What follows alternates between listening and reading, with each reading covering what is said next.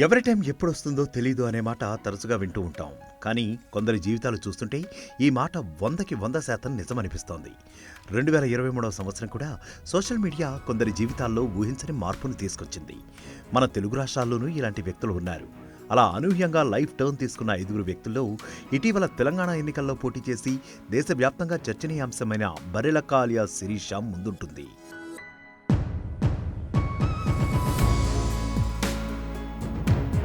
కన్య Sirisha alias బర్రెలక్కది ఉమ్మడి మహబూబ్నగర్ జిల్లాలోని పెద్ద కొత్తపల్లి మండలం మరికల్ గ్రామం. తెలంగాణలో నిరుద్యోగం అంశంపై ఓ వీడియోతో సోషల్ మీడియాలో బర్రెలక్కగా పాపులర్ అయిన శిరీష ఇటీవలి తెలంగాణ ఎన్నికల్లో స్వతంత్ర అభ్యర్థిగా బరిలోకి దిగి సంచలనం సృష్టించింది.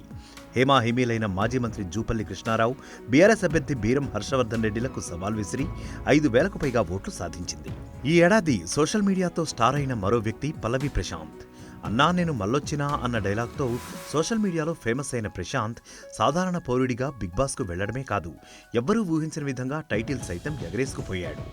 సిద్దిపేట జిల్లాలోని సాధారణ రైతు కుటుంబానికి చెందిన పల్లవి ప్రశాంత్ బిగ్ బాస్ టైటిల్ గెలిచి సెన్సేషన్గా మారాడు. బిగ్ బాస్ సీజన్ ముగింపు రోజు అతని ఫ్యాన్స్ సృష్టించిన అల్లరి కారణంగా వివాదంలోనూ ఇరుక్కున్నాడు. కుర్చీ మడతపెట్టి ఈ డైలాగ్ ఇప్పుడు సోషల్ మీడియాలో చాలా పాపులర్. ఇప్పుడు సూపర్ స్టార్ మహేష్ బాబు సినిమాలోని ఓ సాంగ్లో ఈ డైలాగ్ను వాడేశారు. ఈ డైలాగ్తో పాపులర్ అయిన వ్యక్తి షేక్ అహ్మద్ పాషా. కొన్ని యూట్యూబ్ ఛానల్స్లో మాట్లాడుతూ తన ఫ్యామిలీ స్టోరీ చెబుతూ షేక్ అహ్మద్ పాషా డైలాగ్ కుర్చీ మడతపెట్టి అంటూ ఓ బూతు పదాన్ని వాడాడు. ఇది కాస్త వైరల్గా మారి అహ్మద్ పాషా లైఫ్ను టర్న్ చేసింది.